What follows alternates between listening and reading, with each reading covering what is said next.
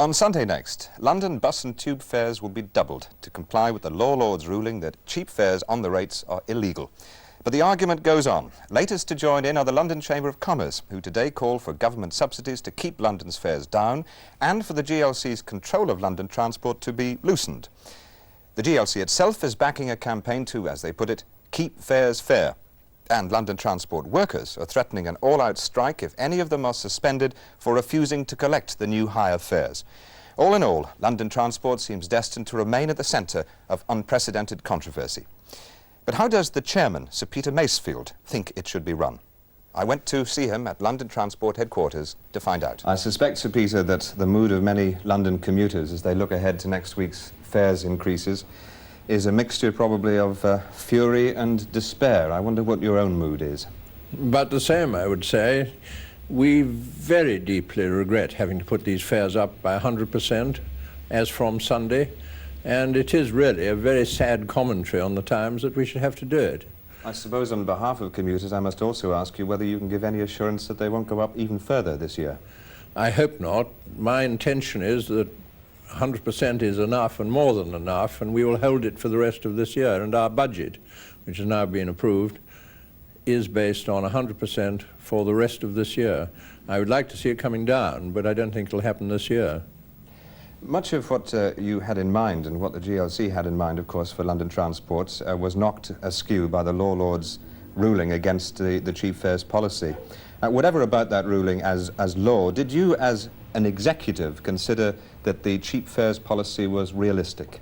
Yes, I welcomed the reduced fares. I won't call it cheap fares policy because the reduced fares brought us about to the level we had been in 1969 in real terms, and about to the level which other urban transport organizations overseas are running. Our fares are comparable with those overseas: Paris, Amsterdam, New York, all those major cities. And this has, for the first time for 20 years, increased travel on London transport by about 10% overall, but more on the buses than on the underground.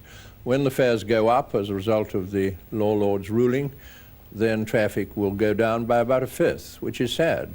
You are on record as having called Ken Livingstone a realistic politician, but was it realistic of him to put that burden on the ratepayers? I mean, just apart from the law lords, wasn't the whole issue bound to remain a political football between the parties? Of course it was political, and I'd like to remain non-political on all these issues. The fact is that the GLC had no choice, of course, where to put the extra cost. It had to go onto the rates because they have no other source of funds. And this is the real problem, and it's one with which I have a great deal of sympathy. The law lord said, and said I think rightly, that it was unfair because the ratepayers were carrying too much of a burden compared with the traveller.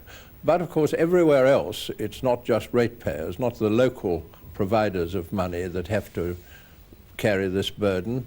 It is a national issue in a capital city as well as a local issue, and that's certainly true of London, where a quarter of our passengers have nothing to do with London. Well, you've been saying for those reasons that the way forward requires that London transport be removed from the control of the GLC. By what system would you want to see that happen? Well, I've suggested that of course the GLC should still have their say on policy on things which affect London so profoundly, but so also should have members of Parliament for London, for London constituencies, so also should have the London boroughs and the out-county representatives, not too many of any because otherwise it gets unwieldy, but it ought to be a broadly representative body setting policy under the Department of Transport, with the GLC right there, of course. But the Transport Minister, Mr. Howell, clearly believes that it's up to London Transport and the GLC to put their joint house, as he sees it, in order. Have you any hopes of persuading him otherwise? This is long-term. I think we have to face, we've got a short-term issue and we've got a long-term issue. The long-term issue is whether we need a new act, which I believe we do, which will set out a policy, a thought-through policy for transport in this country, for public transport, and would therefore come to what I have suggested and would not be out of line with international practice, a pound-for-pound subsidy ratio to commercial revenue from fares. And this would really give us decent transport in the United Kingdom, whether it's in London or Leeds or Glasgow or wherever. And we haven't got such a policy at the moment, but this is long term. It can't happen until, from a political point of view, the House of Commons Select Committee on Transport in London has reported. You know, it's been meeting recently. We'll report about May. And this, I think, will give an opportunity to take a wider view of the whole transport issue. But looking to that long-term idea, whatever the practice may be in other countries, is there reason to believe that the rest of this country wants to bail out London transport through taxation? Or will political parties find it sensible to put that to an electorate? Well, this is a question that has to be faced as a national political issue. We in London, of course, can go along and cut our coat according to whatever cloth is the political decision. We are not making political decisions, but as a transport operator, I believe that the fares as they were about right. The question comes, how should they be paid for? Who should pay for them and how much? And fares, of course, are the critical issue because they set the whole ball rolling. They create or reduce the demand. The demand sets the level of service. The level of service sets the cost, and the cost plus fares determines how much subsidy is required. And the one thing can't be argued, that subsidy is essential if we're going to have decent urban public transport as anywhere else in the world. Have you any hope that perhaps out of this present crisis, a cross-party GLC effort to find a broadly acceptable balance between ratepayers and fare payers can be at least worked for? Absolutely. I'm an optimist that right policies do get evolved, and this is really a non-party issue of how much transport should we have in the nation's capital city, what should be paid for it, and who should pay. What sort of service do you envisage for the city when you look ahead to what we might achieve? Can you see us achieving cleaner stations, newer, brighter trains, more efficiency on the level that other countries and other cities in other countries have reached? Absolutely, and of course my desire is twofold. One, to make London transport more efficient, more cost effective in every way, and we've made a lot of progress in the past 2 years along that line. And secondly, that London should have enough capital investment to be able to improve the stations, some of which, of course, are 70 years old, haven't been updated since.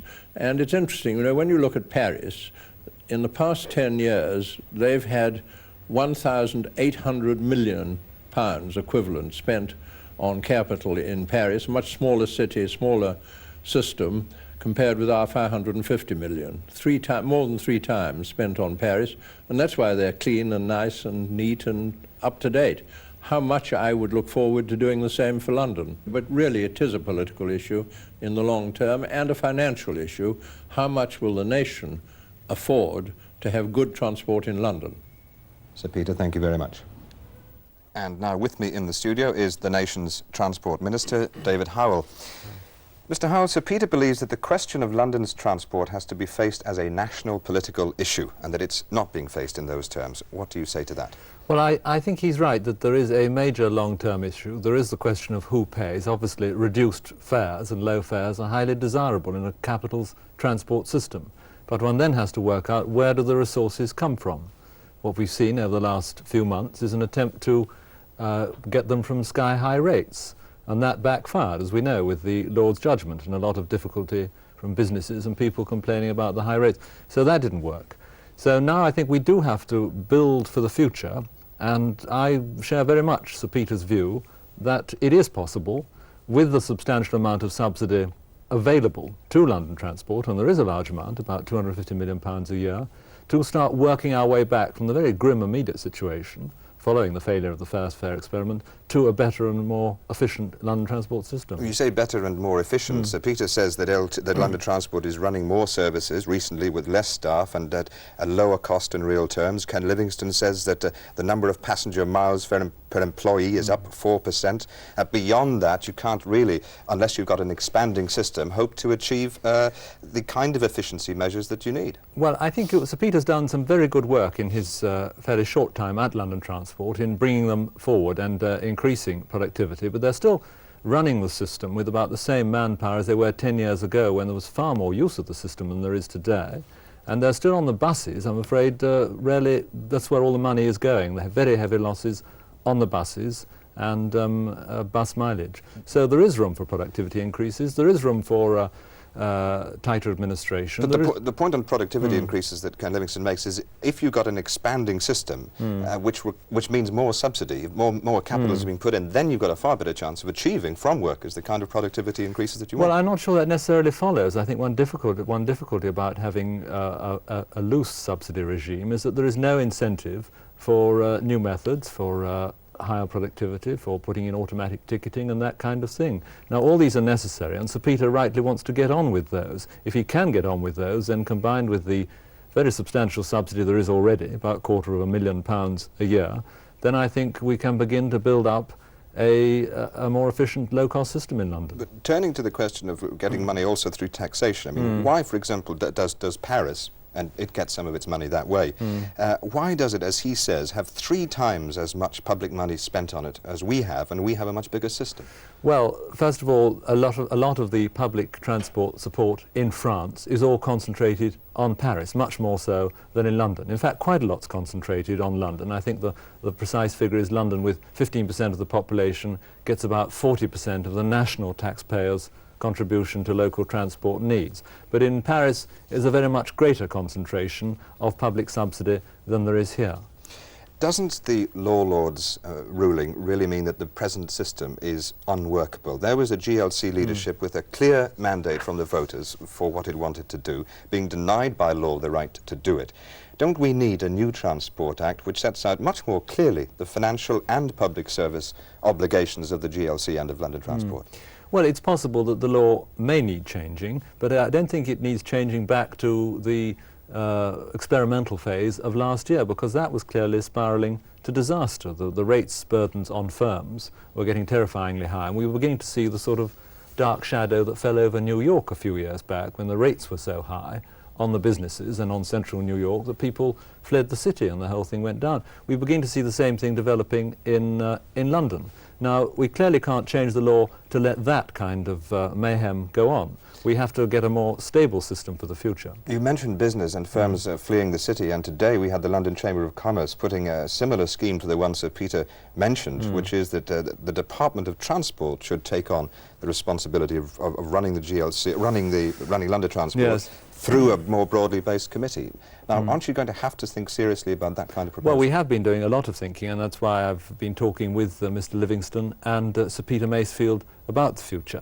It may be that it's just a question of getting a better relationship between the GLC and London Transport. It's not very happy at the moment with the chairman going around saying that he would like to change it. But it may be that if the GLC are not prepared to provide a stable climate for the future development of London Transport, then we will have to see substantial changes. These are things that we certainly have to consider to help Londoners in the future. Mr. Howell, thank you very much. Thank you.